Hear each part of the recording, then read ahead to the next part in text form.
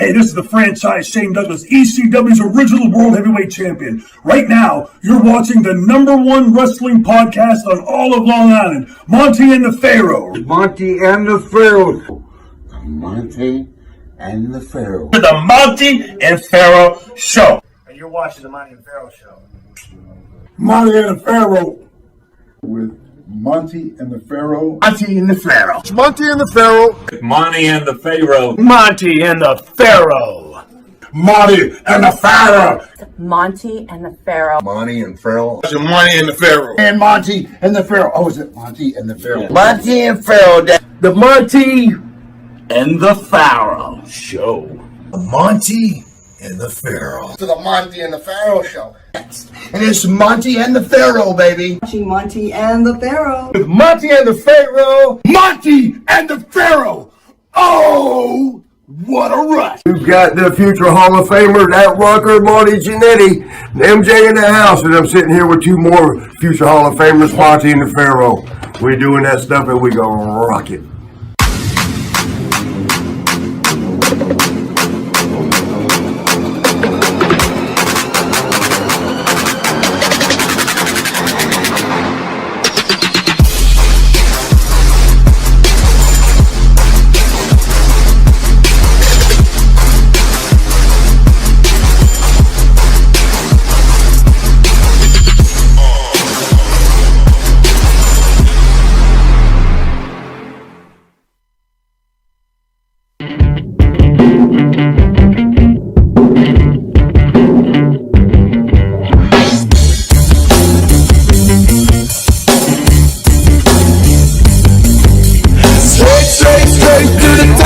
We're living this life, not just dreaming it, we're doing it for it. Straight to the top. Working hard every day just to live out that tower.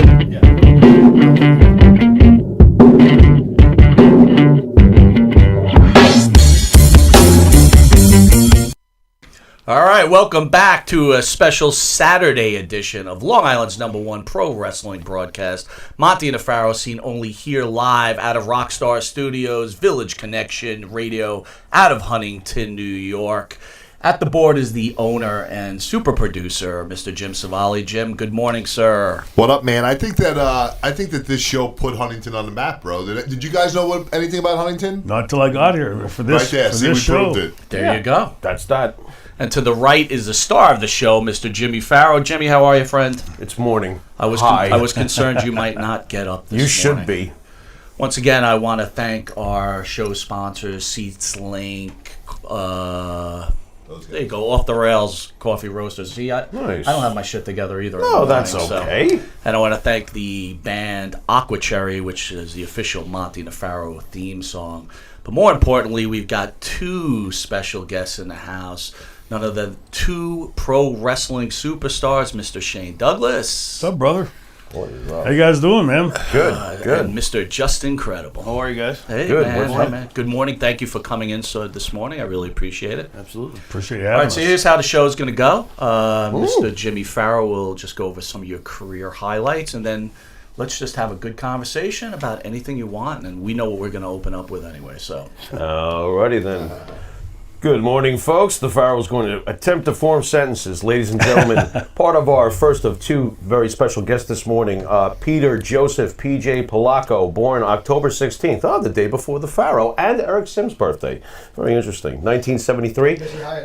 Oh, really now? Okay. who memorizes these people's birthday? I don't know. I have enough trouble remembering my wife's birthday, much less Or your own. Peter Polacco's birthday. Yeah. But you know, you're a young guy, dude. Yeah, you are. Not really. No, well, compared to us, you are. You are. You're doing all right. You know, we'll get there before you if you don't mileage, not the age. There you go. Mr. Polacco, semi-retired, so it says on this sheet. Fully active. Fully active. So much for that crap. American professional wrestler, obviously best known for his appearances with ECW, of course, WWF. Mostly known, of course, for the awesome name Just Incredible. He is also known for an earlier stint in WWF under the ring name Aldo Montoya, a one-time ECW World Heavyweight Champion, multiple-time tag team champion with the awesome and very, very much underrated in my mind, Lance Storm. This is, folks, the great. Not just the coolest. Not just the best. This is just incredible. Nice. All right, man. That's quite the intro, right? And Hannibal doesn't give you that kind of intro. He just goes straight to the bullshit with you. Right to it. What are you going to do? That's just go ahead. Holy dry paint. Anyway, guest number 2, folks, of course. And in my mind, basically the man who built everything from my personal favorite company, ECW, started it all. Born November 21st, 1964, Troy Allen Martin, of course, American professional wrestler, better known by his ring name, Shane the Franchise Douglas. He is best known for his 10 years, of course, in ECW, where he helped build the ship, if not put it on his shoulders in the very beginning. World Championship Wrestling, of course, where I wanted to smack Bischoff all over the place. World Wrestling World Wrestling Federation, of course, where there's several people we want to smack all over the place. And ladies and gentlemen, one of my personal favorites, and of course partnered up with the awesome Francine, ladies and gentlemen, the franchise, the original ECW World Heavyweight Champion. What's up, guys? Shane Douglas. All right, baby. All right. Thank you. Shane, for your podcast, you need a pharaoh, dude. I do. Think about that. You need a pharaoh. What are you doing? Everybody needs their own personal pharaoh. pharaoh. Here, that's Slide them on over, right? Oh my God! Thank you, thank you. Let's talk about the most important thing on the docket right now. Plastic straws. Oh. What? Paper straws. This is no, it's paper. It's paper straws and plastic straws. This straw has been in there for 5-10 minutes, and it's already starting to bend and wobble. It'll never make it to the end of the. Come on, Dunkin' Donuts, get your head out of your asses. What the hell? How does it? Shane, you're intelligent. I'm semi. I border, but how does paper and Wait, what liquid, about Justin? He doesn't get an intelligence. Does he rate? Of course he is, but this was Shane's beef when he came in. So explain to me, scientific one, how paper and liquid are even supposed to be together. What is that thing? There's a reason they don't make ships out of paper, because paper and water and liquids don't mix. I don't understand this concept. But, PJ made a great point. They're saving the world by no plastic straws, right? Are they? The cup is plastic, so what the hell? That's because the government has to take one step at a time, right? Let's start with the straw first, and let's go to this. But then eventually, if people bitch enough, we'll go back to plastic. Oh, yeah. Because really, who cares about the future of the planet, right? Because we'll be dead by the time it's going to collapse yeah, anyway. What the hell? Fucking meteor hits us in 20 years, we're all dead anyway, so it doesn't matter. We're all good. We're all up there in age. The great extinction's coming. I don't feel like Brought I on by learned paper anything. straws. What is that? All right, before we get to wrestling stuff, you guys want to weigh in on the Iran deal with Trump? Ooh. Well, the first thing is like the shooting this plane down, right? We hear from the news stations that they have, one of the most advanced air, defense systems and everything else, and they can't tell the difference of a plane ascending, big 747, and think it's a missile. I'd say they might want to upgrade their operating system because, all joking aside, 176 people dead. They thought they had taken the high ground, right? By shooting the missiles off into a few buildings, and then they shoot down a plane and 176 people die. It's nauseating. It really is nauseating. Justin? I have no comment. Okay. Stay away from that. Yeah. Stay away from that crap. I got you. If I'm not informed, I got you. I don't like it. Yeah, I got you. I got you. All right. Well, let's hit some wrestling. Yeah. Justin, what was your first big break in pro wrestling? My first big break was 1993. I was doing jobs as PJ Walker on the original Monday Night Raw at that little Manhattan Center in New York City. Mm-hmm. And I was wrestling IRS Mike Rotundo, and they was doing a feud with Razor Ramon, and Razor came out to distract him, and I rolled him up 1, 2, 3. So that got my name on the map. And my real big break came when Brian Lee came to WWE as the fake Undertaker. And I live in Connecticut, and the office is in Connecticut. And before they had a performance center there, you had a little TV studio, which I believe is still there. They put up a ring, and me, Mark, the real Undertaker, and Brian Lee, we worked out all week so Brian could replicate Undertaker's moves. Friday, we had a dress rehearsal. because I was supposed to wrestle him on Monday Night Raw Live. Pat Patterson, Vince McMahon came down, so it was just all of us, very close quarters. And Pat Patterson started to talk to me like, this kid's good, talking to Vince, and he goes, what nationality are you? And I said, well, I'm Portuguese. He goes, hey, Vince, this guy's Portuguese. I know I do a bad Pat. But anyways, and I was like, okay, that's kind of weird that it's a big deal that I'm Portuguese. He goes, do you speak it? I said, yes, sir, I do. And again, he told Vince, I speak it. Apparently the whole time, they had drawn up a character for Aldo Montoya. He was supposed to be a soccer player because business was bad in the United States, so they were planning on going to Brazil, which Portuguese-speaking country, and Portugal, whatever.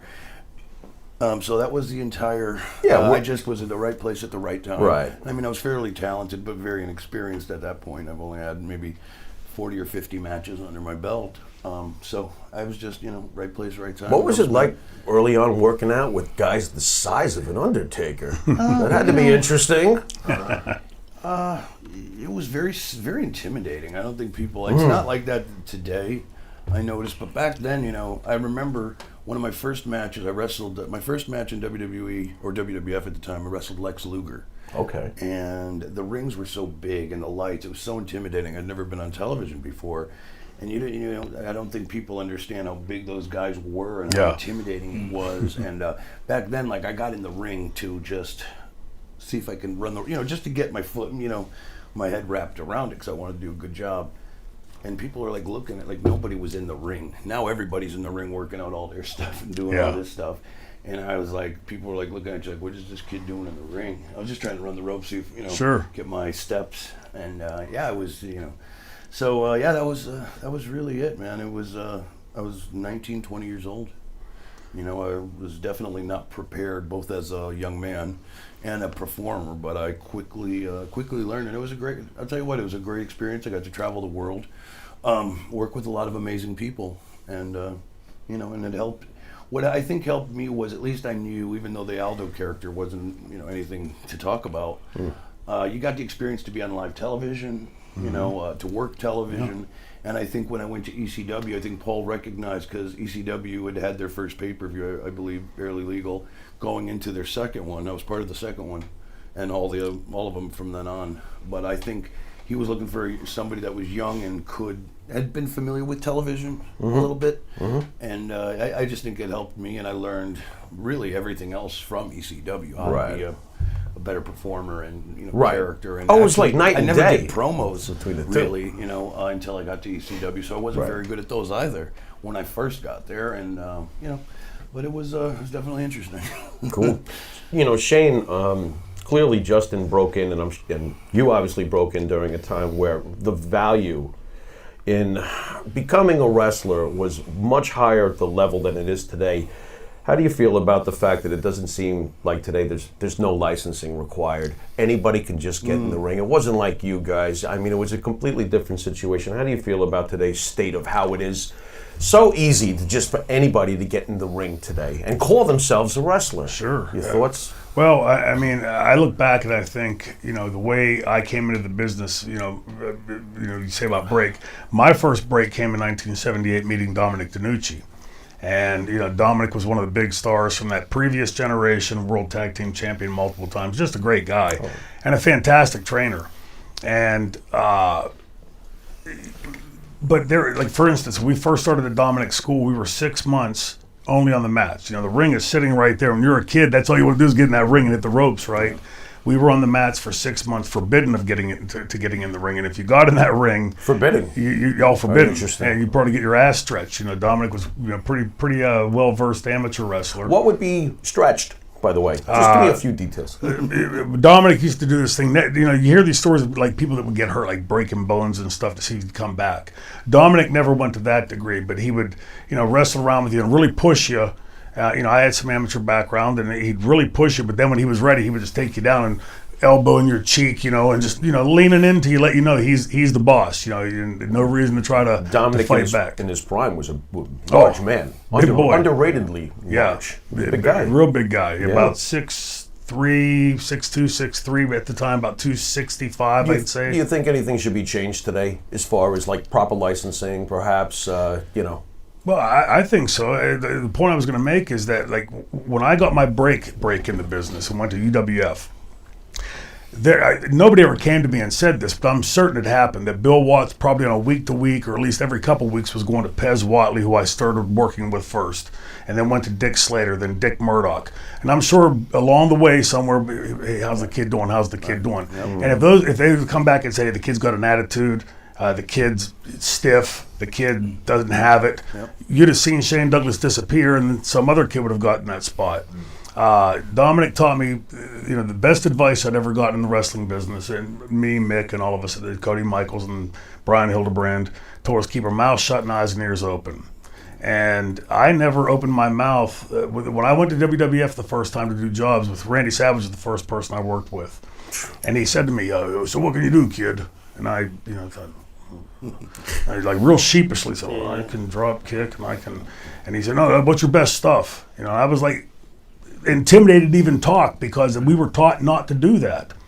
And afterwards, he came back, and I'll never forget this. He came back and put me over a little bit and got himself over big. Came back afterwards and he thanked me and thanked me and thanked me. He said, "Always remember, kid, if you ever plan on having a career in this business, always thank the guy that puts you over." Wow. And Randy he actually helped you out and put you over a bit, which is amazing. That is amazing. A guy that high. Absolutely. Guys, we're going to take a short commercial break. We'll be right back.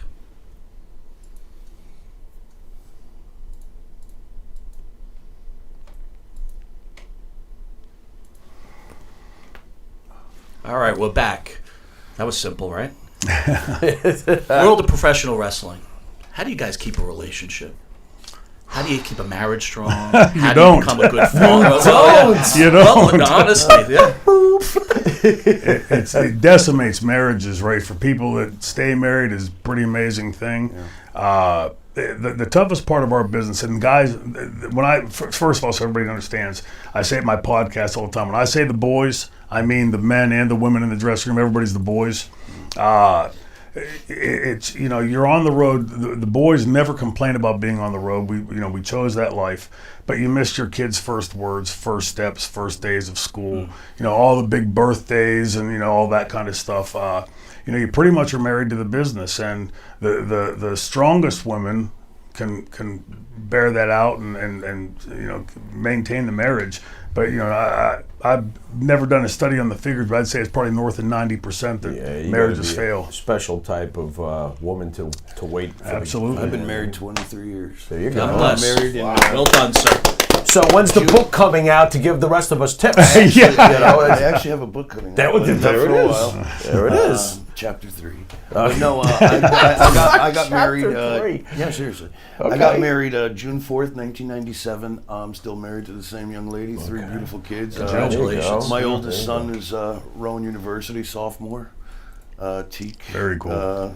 Fraternity. So he's a great kid. I'm very blessed. And what helped me, at least, was ECW. Yeah. Because a lot of it, we started to travel. We traveled all over the place, but mostly it was in the Northeast. And my wife's from New Jersey, and she has actually worked with the company doing the merchandise until she got pregnant with my son, who was born in 2000. So you met through the company? No, we met you knew? outside, but when she was coming around anyways, and that was when Damien got fired, I believe. A position opened up, and she was traveling with me anyways, because we didn't have kids at the time.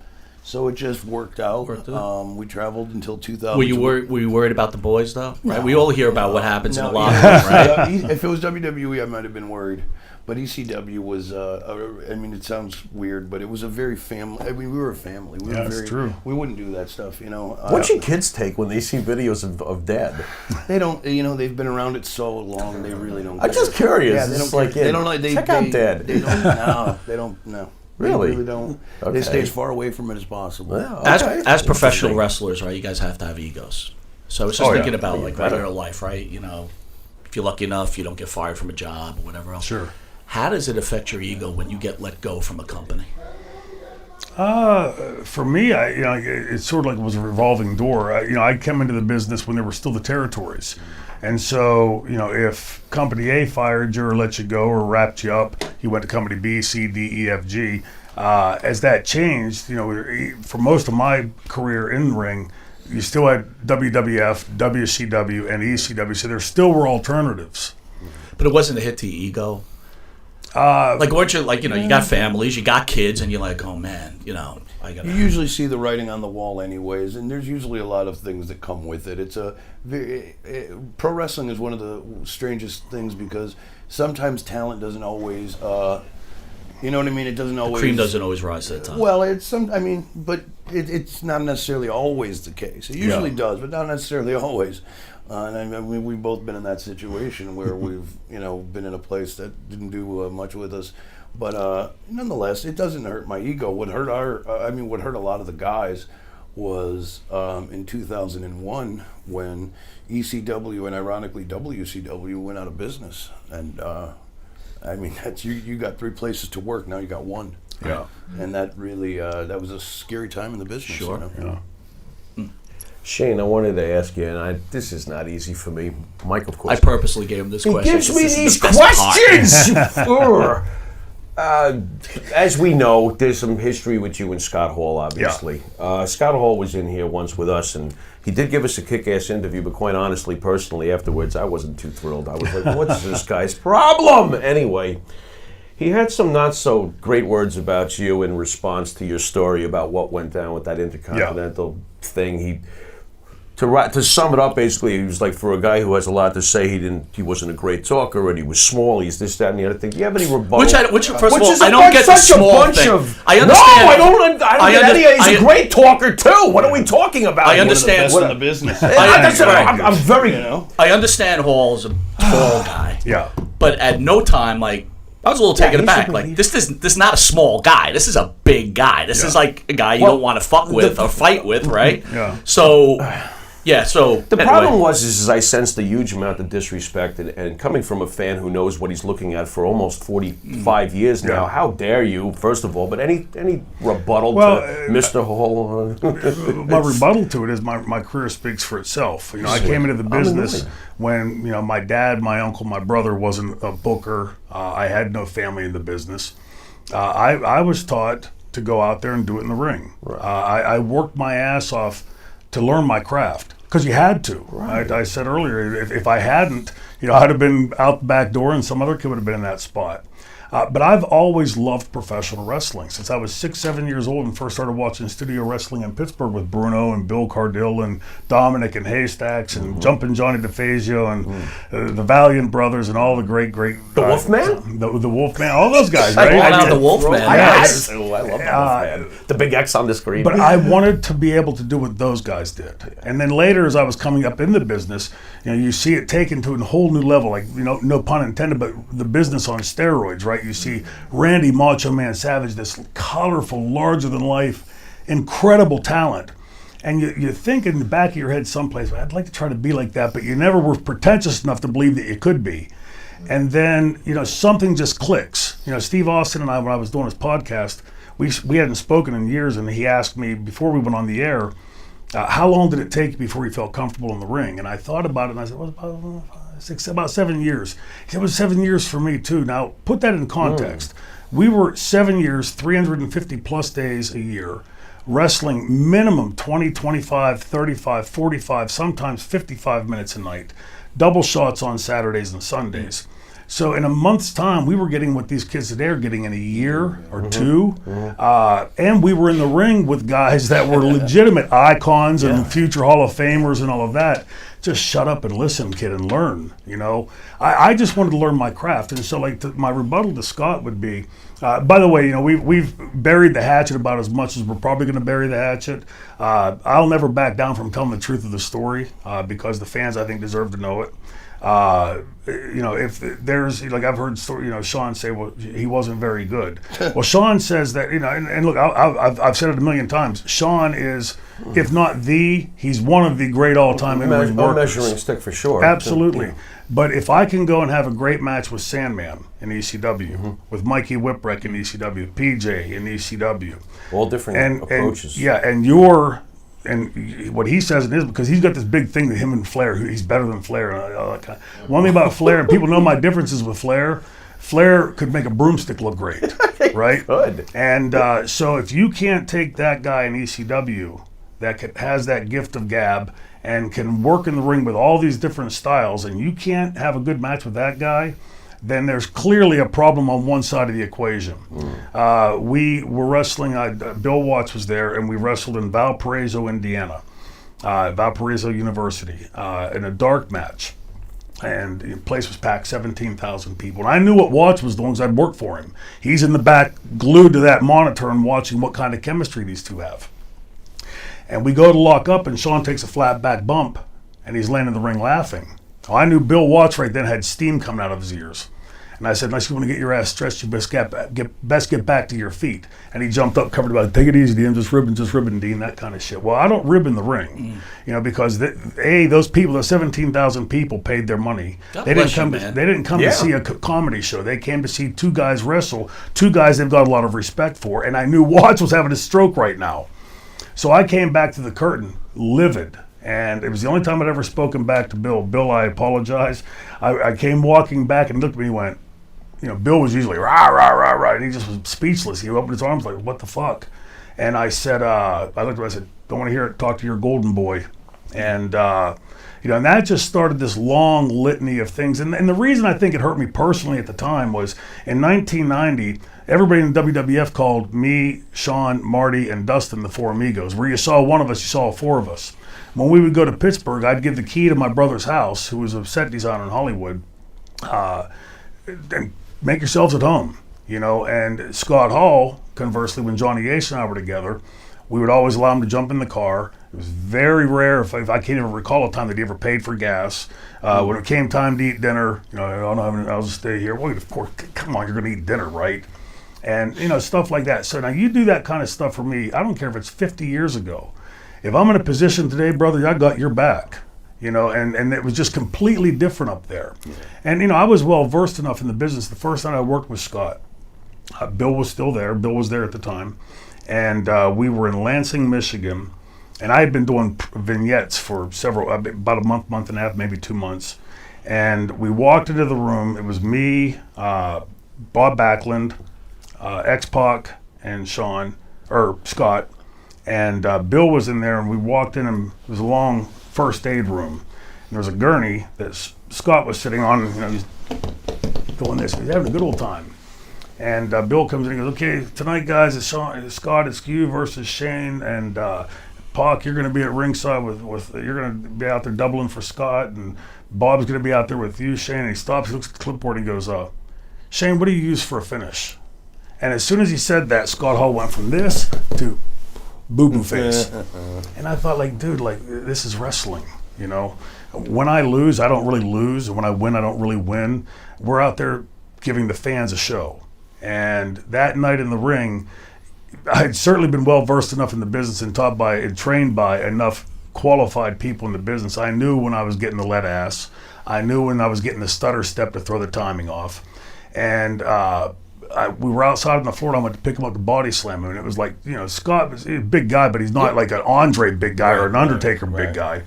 And I went to pick him up for a slam, and it was like picking a Volkswagen up. And so I looked on the post, there was a square plate. Remember the square plate that was right at the bottom of the post where it met the mat?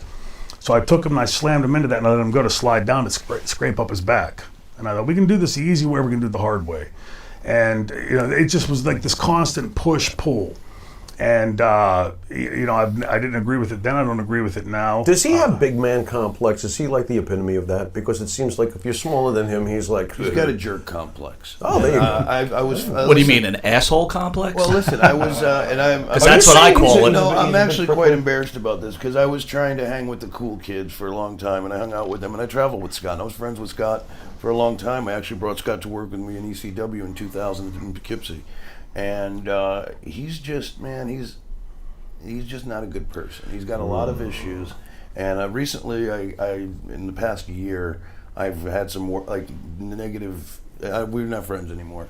And it took me a long. I always saw what he was, and it's a shame, because I had a lot of empathy and sympathy for him, because I've struggled with addiction and alcoholism myself, and he's had. It's a tough road. Yeah, but nonetheless, it's not. And he had a tough childhood, but it's not an excuse to be a dick. Thank you. And I know Sean, and I haven't spoken to Sean since 2000, Shawn Michaels since 2006, but I know Sean has at least attempted to change his life. I don't know how it is to be around him or work with him, but I know Scott has never changed. And it's a sad life. He doesn't get along with his son, Cody, who's in the business now. He's just who he's never going to change. I've got another Scott Hall question for you. I just want to take a quick commercial break.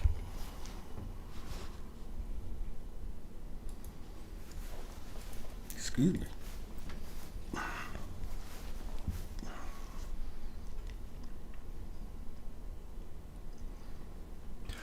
All right, so back on the Scott Hall thing. And correct me if I'm wrong. I believe you were running the independent show, that infamous show where Scott Hall could barely move, that went viral. It wasn't my show.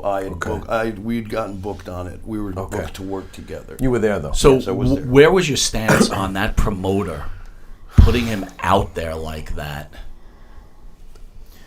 I mean, How much of in the back did you see of him before he got out there? Did you the whole time. He'd just come out of the hospital. Were you amazed that he was allowed to approach the ring? Oh, were you just laughing? Brother, I wasn't laughing. Oh, he had been to the hospital that day. That day? That day. He had still had the band on when I saw him. And he was there that morning 4? He was there at 4. He got there. He flew in from Orlando. I got there around 4 o'clock, and he was already, I guess he'd gone to the hospital to get medication. And he was already in the hole. And I mean, obviously it was irresponsible of the promoter to let, I mean, it was an embarrassment. I was out there trying to pull it off too. I mean, I was messed up, but I was trying to, I mean, I guess I was just as guilty, but I mean, I guess, it was very irresponsible. You don't let somebody go out there like that. But at the end of the day too, what do you tell the people? I mean, this is a small independent promotion that probably paid a ton of money to get him in there, and he's going to get paid no matter what. I guess. I mean, I don't know. It was just a sticky situation. Oh, I'm sure he was getting paid no matter what. But they should have at least. I don't know what you do in that situation, brother. Wow. Because then you have to refund money. I mean, it was just a shit show. I honestly think you refund the money. It was horrible. It was horrible for everybody involved. Oh yeah, I was never been more embarrassed. But then again, the only thing, and I'm not justifying any of this, by the way, but the only thing I could think of for small independent promoters, they'd lose their shirts and never. What do you do? Look, we talk about this all the time, Don't right? book the guy. You're promoting wrestling events because at some point, you guys are icons, right? And people, are enamored by you guys. Yeah, so if someone comes up like that, it's like, what do you do? What's the situation? Hall was in here speaking about how the WWE paid for his numerous rehabs. Yeah. What's your feedback on Vince McMahon owing pro wrestlers like yourself lifetime medical, lifetime pensions? Is Vince responsible for Well, not just that. Guys like Crockett? Why is he inheriting Crockett's guys from the old days? He's got to pay for them too. I don't. At what point does Vince have to keep sending you to rehab if you can't get your shit together? That's a PR move, anyways. Yeah. Yeah, because a lot of guys were dying. I mean, I'll say it right here. I've gone to rehab on his dime 3 times, just not to be a hypocrite and let everybody know the truth. That's not gonna, but I think it's a PR move, and at the time, because a lot of guys were dying, and it's almost like to say, look, if something happens, we do the best we can to provide. Do you think Vince does the best he can? No, I don't think so. Okay. I said I think it's a PR move. Okay. I'm grateful it's there. Don't get me wrong. But, sure. Because it helped me very much. I'm going to take a name out of this and just give the scenario. Like Pete said, it's a PR move, and it was a necessary PR move, right? You, as a publicly traded company, you can't have your icons dropping dead in hotel rooms. But that said, to me, having been through the addiction thing one time, thank God, the hardest part was not getting clean. The hardest part was learning how to stay clean. And when you're sitting, like don't get me wrong, getting off was pretty damn tough. But then every minute of every day, it's saying, come on, it's been a month, you can take a point, that kind of stuff. You just got to keep driving till it becomes less and less and less till it stops. To me, Vince McMahon has an incredible tool there that he chooses not to use, because if I give wrestler A rehab 1 time, 50 times, I can also then put a carrot and say, if you stay clean for 6 months, a year, see if we have something for you. Put the carrot out there. And I've heard multiple stories from friends of mine that they've been told, it ain't happening. Now, to that, to somebody who goes and puts that prodigious amount of work in, and I mean it is a mountain to climb, and then to be told, hey, sorry, I did all I'm going to do. Get out. There's a story, I will say his name because I have so much respect for him. Ivan Koloff. I saw him about 7 months before he died. I walked into a show, worked with C.W. Anderson that night in North Carolina. Ivan and his wife were sitting at the merchandise table. We always called him Uncle Ivan. So I walked over again. He was a great guy from the day I met him. And I've heard stories, but we were all assholes when we were younger. I was bigger than most. But Ivan, he was a devout Christian. He talked to you all day long. He cared about people and human beings. And I walked over and gave him a hug, and he said, Shane, you used to be a teacher, right? And I said, yes, sir. And he reached in his suit pocket and he pulled out an envelope. And he said, will you do me a favor and read this and tell me what you think? So I opened it up and read it, and it started off with, it was a letter from Ivan to Vince McMahon, thanking him and his father for all the opportunities, how much he enjoyed working for them. But the second paragraph, like boing, jumped off the page at me because it said, I'd like to be considered for a Legends contract. I had just read somebody's Legends contract, and it was the most bogus piece of shit I'd ever seen. PR? Not PR. I mean, it was. It basically was you're signing over everything, even though it says multiple times you're not. Right. If you followed through, like skip forward to Schedule C, back to this appendix and this and that. Yeah. If you diagrammed it out at the end, you were signing your life over. And I told him, I said, Uncle Ivan, I just, you don't trust me. You don't want to. He goes, I know exactly what it is, Shane. He said, I don't know how long I'll even be around. And then what he told me was what he had written in the letter. He said, I would like to be able to walk down the beach with my wife one time before I die and not be in pain. He then thanks Vince and God blesses him. I said, Uncle Ivan, if you know what a Legends contract is and you're fine with that, I said, I'd give the letter an A+ if I was grading it. And as he's putting it away, he said, well, thank you. And he went like this. He reaches in the other side, and as he's pulling out the envelope, I see the WWE logo. And I said, Uncle Ivan, that's your personal business, brother. That's none of my business. He goes, no, I'd like you to read it. So I wish I hadn't, but I opened it up and pulled it out. The whole letter was this long. It wasn't even professionally, addressed. Mr. Real Paris, 123 Main Street said, Ivan, I don't know why you're writing me this letter. This has nothing to do with my company. After all, this has nothing to do with my business. After all, I don't run a fucking welfare company. Whoa. Vince. To Ivan Koloff. Wow. And, do I think Vince is responsible for taking care of Troy Martin? No. But do I think these guys that have sacrificed their marriages and their relationships with their kids in many cases and done themselves real physical harm in the business, should there be some responsibility? Take the concussion, for instance. The NFL tried to conceal that, got caught with their pants down, and did the right thing. They settled the lawsuit and took care of their players. Vince McMahon in 1995 did a segment with Sean about the concussion with the doctor and saying, there's long-term effects to this and everything else. Suddenly saying it, see if you can find that on the network. Yeah. It's disappeared. And he has steadfastly fought that. And there is legally right, and then there's morally and ethically right, and then there's being a human being. Right. And I would contend that somebody like Ivan Koloff deserved to be able to get so you understand, he'd broken his ankles like dozens of times, and both ankles were fused under. He's hobbling on the sides of his feet. Kamala, right? Jim's had his legs amputated, and these people. I don't want a damn dime from the jackass, but there are some people that can use that help, and I think again there's a moral obligation to this. The guy's a multi-billionaire, in part because of the work that these guys had afforded up to him. And to then just be discarded or told you're begging for welfare because you'd like to get your ankles fixed. I just see like a discrepancy. If you're going to send me to rehab 23 times at $50,000 a pop, but this guy needs a couple thousand or 10,000 to get his ankles fixed. Right. I mean, let's be honest. To a guy like Vince McMahon, that's the change we have in our pocket. It's disgusting. So he should take care of Marty's foot. Absolutely. Marty's foot. So let's roll it into Heyman then, right? You both work under Heyman, right? Yeah. Heyman uses you guys to build his career because you guys made his career, actually. Sure. Then correct me if I'm wrong, kind of like leaves you guys in a lurch, runs the business under the ground, doesn't pay you. I don't know if he didn't pay either one of you. I know he didn't pay a bunch of people, right? He's waving. And now he's probably a millionaire working for the WWE. You ever get annoyed when you see Heyman in well, today's state? I mean, like that no good Rick and Rack and Russell I have no feelings. Yeah, I'm the same. Like, Just don't. it's a yin and yang, right? For me, Paul Heyman gave me the opportunity to be the franchise character that I'll be forever known as, And just incredible. Incredible, and so you can't.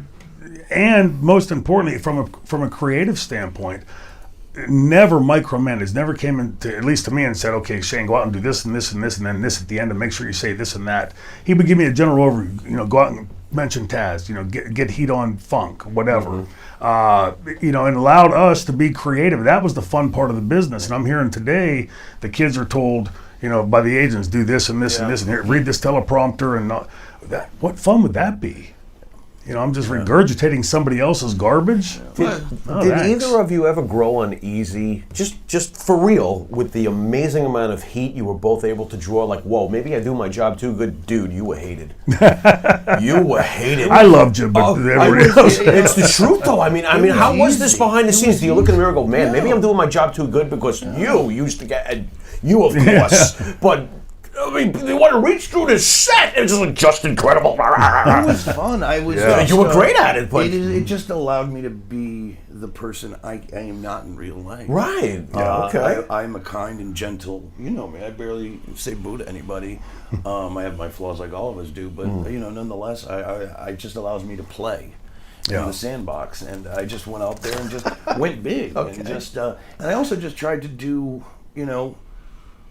stuff that was going on, stuff that I would see, because back then, there was so much going on with the Attitude Era and the NWO. So my character was just a combination of a lot of the people I liked and admired, and I just went out there and just whatever stuff. I do whatever stuff, Real quick, name a couple of guys you admired. Ric Flair,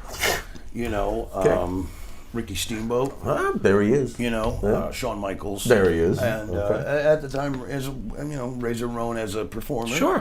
Absolutely. One of the greatest performers of all time. time. One of my all-time favorites. It kills me to, Well, I mean, it is what it is. Think but about it just him gave that me an way. opportunity just to go out there and have fun. Like Shane said so eloquently, Paul let you kind of find yourself. I mean, one of the best matches I've ever had in my career was with this man in Philadelphia, Pennsylvania. It was fun. Oh my God! I still, when I show somebody a match, it's usually that one. Really? Yes, yeah. Thank you. It was the most, because we didn't really call much. No. We just went out there and we're again. Flair Steamboat kind of stuff, just chops back and forth. And when you can trust, not to cut you off, when you can trust the guy you're in the ring with, that he's going to uphold his end of the bargain.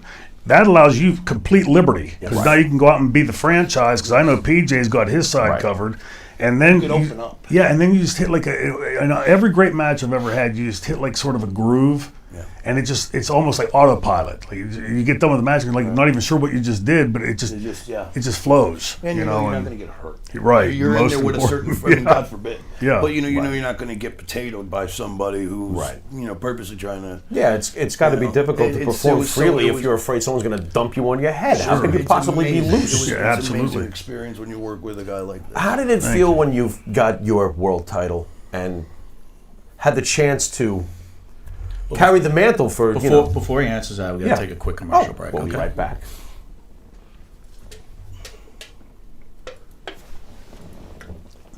The paper straw is holding pretty tight. Well, No, maybe man, not. that's not working.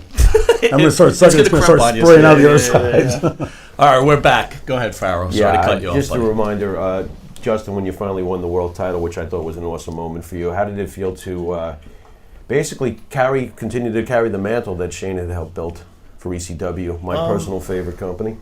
It was, first of all, I didn't find out until about halfway into the show. Really now? Yeah. Surprise? Well, what was going on was at the time, I believe, Taz had come in. He was in WWF. Taz had come in to beat Mike Awesome, who was in WCW. That's title. right. That was cool. Taz was wrestling Tommy Dreamer, and I was doing something else on the show, like a small. I didn't have a match, small segment or whatever, and it was presented to me like a couple matches right before. So you pull into the parking lot. You don't even have a match that night? And you Well, I mean, walk out of there. Paul knew what was going to happen. I just didn't my know what Lord. was going to happen. But no, I mean, I was just look like Shane said. I mean, it's not like you win it or lose it. It's a performance. I'm such a nerd. To me, it's But I know it's like it did mean what it meant to me though. In retrospect, it's that Paul trusted me to be the world champion. Sure. To carry that end of the bargain, which meant that in a world where there's WWE, WCW, and ECW, the top, I was somewhere in that echelon of, wow, you're pretty good, kid. Yep. So that's what it meant to me, is that I'd finally gotten to a place that I could be an elite performer, and it did mean something to me. I didn't mark out like, oh my God, but it was. You mean you didn't take a selfie with it strapped over your There was no shoulder? selfies back then. I wish there were. No, but it was awesome. I was very happy. And like in something so trivial where, back in the day they still do it now. They had the top 500. Yeah. I was number 6 that year. Yes, you So were. Even though it's fake. Well, Yes, you that was were. awesome. Even though it's scripted. There we go. There we go. that There we big go. F. Yeah, you said the F word. Even though it's a scripted business, it still meant that I was Sure. in the landscape of all these amazing Right. performers And athletes. I should say athletes. Yeah, and to the wrestling nerd at home, that was it. You won the world title, bro. Yeah. So, Yankees win, the Yankees win. You know what I mean? Here's something that's not fake, though, right? The boys taking care of the boys. Yeah. Okay. You both were friends with Candido. Oh, yeah. We had covered last time you were on here, Shane. Yeah. I'd like Justin to weigh in on. Please. When did you try to slap Candido and say, don't let these people take advantage of you, Sonny? What she was doing to him. I mean, you were pretty close friends with the guy, right? Yeah, he was the reason I got to ECW. Really now? Yeah, I was in. When I was kind of Aldo was fizzling out, I went to Vince's office in Stamford, called a meeting, and I asked for my release because Scott and Kevin had said we can get you a job in WCW or something else, we'll get you paid, whatever. So I went to ask for my release. He said no. We'll send you to Memphis to be a heel, which is kind of a rib. But I mean, whatever. Yeah. So I went to Memphis, Jerry Lawler's territory, USWA, for 6 weeks. And at the time, ECW was there doing the angle with USWA with Jerry Lawler. Mm-hmm. And Chris was there, and Tammy was there, and Tommy and Van Dam. I'd never met those guys. But Chris is like, you should come over to ECW. I'll introduce you to Paul and get you in. And I was like, I was kind of intimidated because I heard all these things about ECW. I was like, I don't know. I said, I don't know, Chris. I don't know. And he goes, it's not like that. Like everybody, it's really, it's wrestling. It's, some guys do some things, other guys, we got good workers there. I said, all right. And that's what happened. So, I mean, look. When that stuff, when I was there in WWF, I was so young and so scared all the time. I saw what was happening to Chris. I think we all kind of did, but what do you say? Right. Yeah. I didn't have the heart. It's his life. I mean, does he have a clue, or is he just like clueless to what's going If on? you didn't know, He knew. come on. Chris was a very non-confrontational kind of person. Yeah. He would walk 20 miles out of his way to avoid confrontation. Right. Yeah. He'd give you the shirt off his back. He'd dig a ditch for you if you needed. Yeah. But he didn't want to get into this fuck you thing. And so I think he turned an eye to it. I think he genuinely, I know he genuinely loved Tammy. Yeah. And so he would, like we all do, right? We'd overlook things. I overlooked plenty of stupid things in my relationship. And I think that was the biggest part. You mix those two together, and that set Chris up for a lot of. Not to bring it back to Scott Hall, but when he was in here, he was like, was none of my business. People could do whatever they want. And then 2 was, he thought it was Candido and Sonny's little deal. Like they did that. That was their deal. They liked that mix. That's a convenient, right? Hey, don't blame my friend who just fucked your wife because it's the thing that they have, right? I mean, come on. It was nothing like that. Did you just want to slap the shit out of like Sean? Was there anybody, either one of you wanted to smack the shit out of during your career? Like, what is your effing deal? You know what? No, I'm serious. Give us one each. Just give us if one. If you can. Absolutely. For me, when I say this, and I don't say this just like to be, pat to what we're talking about, but when I was in WWF in 1995, the only way I could go there and not smack the shit out of Sean or Razor or somebody was there's 23 miles from my house to the Pittsburgh airport.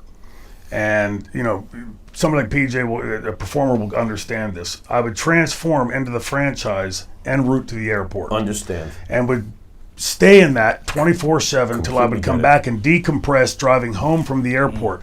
And would be so fucking mentally exhausted. Yeah. Like, oh. It's not easy being the Pharaoh.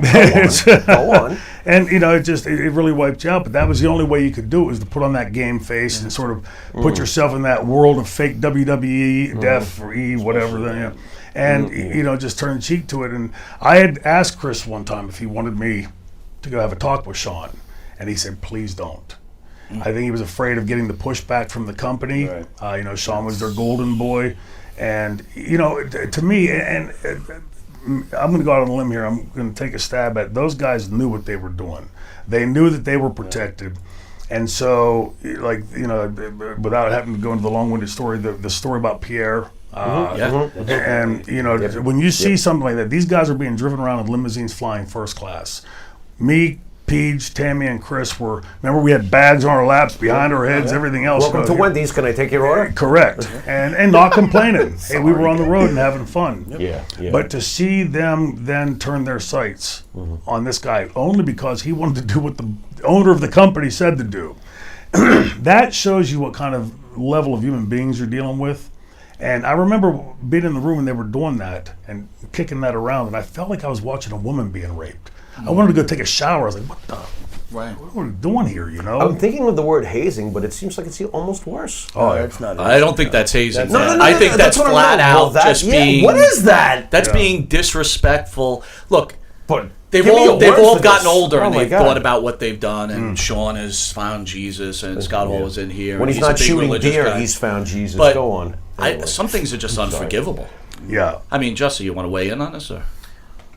Look, man, it was a time in the business where, and let me tell you, and this is the funny thing too, is they weren't making all that much money then. Really? No. Okay. Scott would cry to me.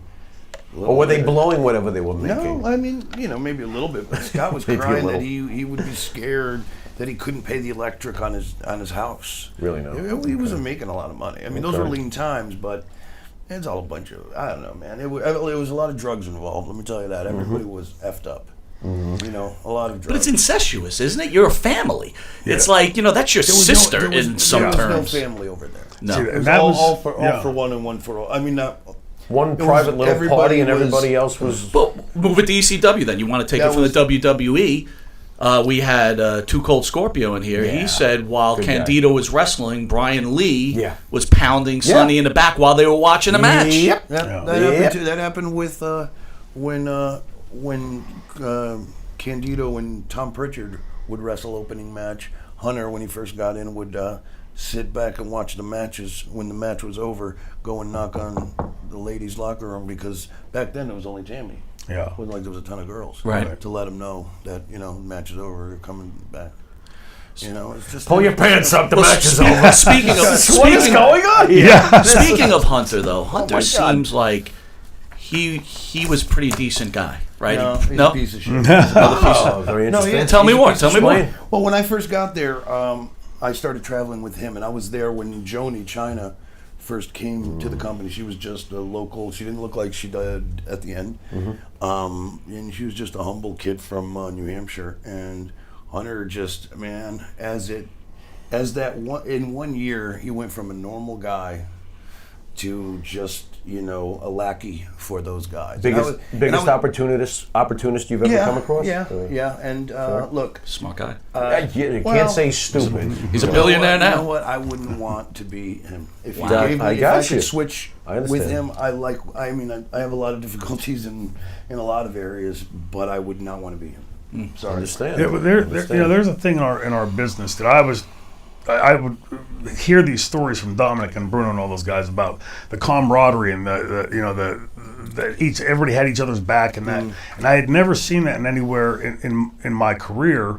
Bits and pieces in the NWA, bits and pieces in UWF, but it wasn't until I got to the ECW that I knew that if like in Allentown got attacked by the fan and the dressing room emptied out and dragged me by my hair over the railing and built a wall around me.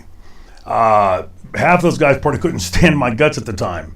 But it was us as a family. Right. And to me, like, you know, not to be the old historian, right? But, you know, back in the ancient days, they had the inner holy of holies in the churches, right? The synagogues.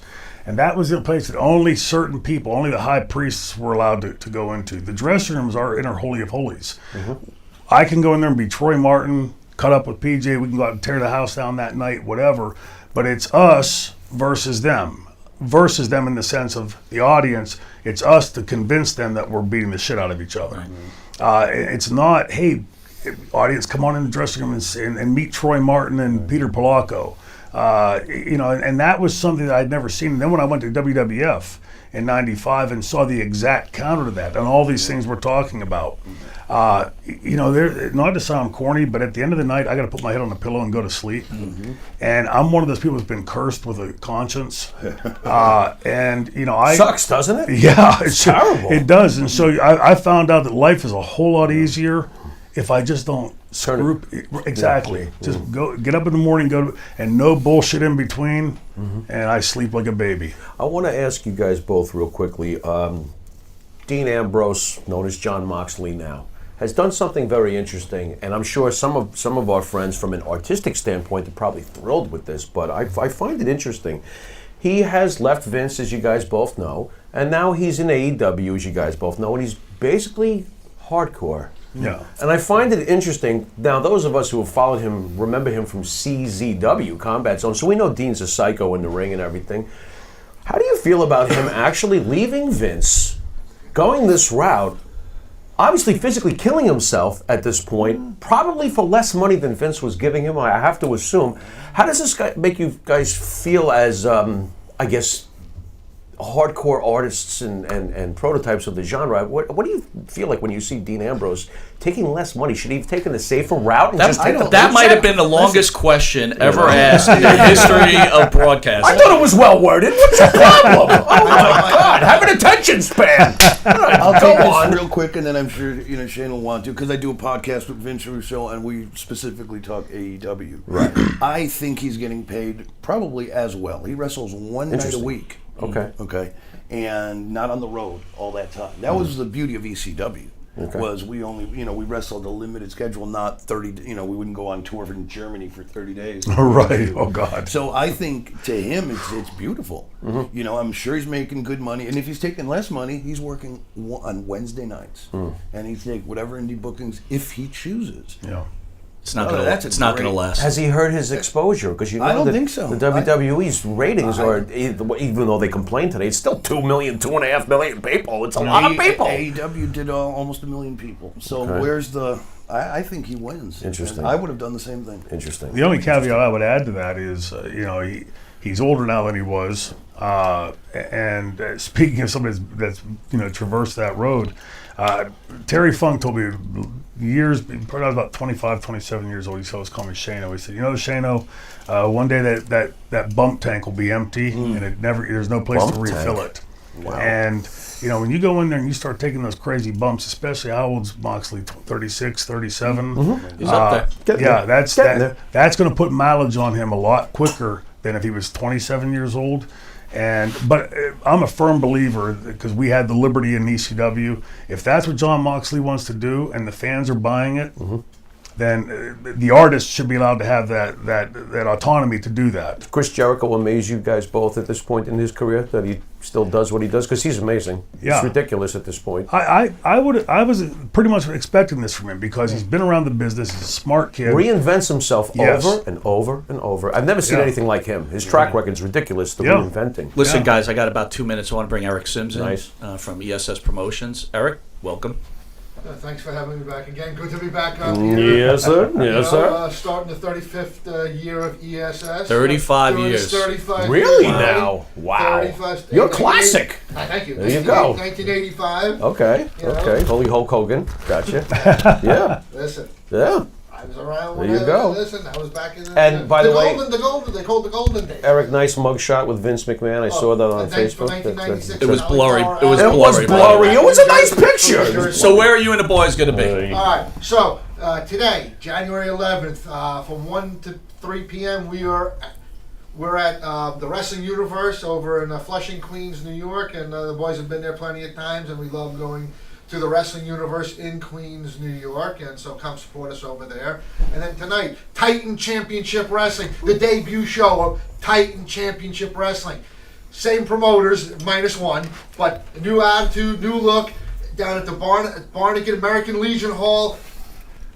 Shane Douglas, Oh, and by the way, they're supposed to be sponsoring this show. We're gonna start cutting these guys off, man. So, and we'll get the sponsorship, and we'll talk to Billy and get that worked out. But Titan Championship Wrestling tonight, the American Legion Hall, 499 North Main Street, Barnegat, New Jersey. Night of the Extreme, just incredible. Shane Douglas, the Sandman, they'll be there, and so should you.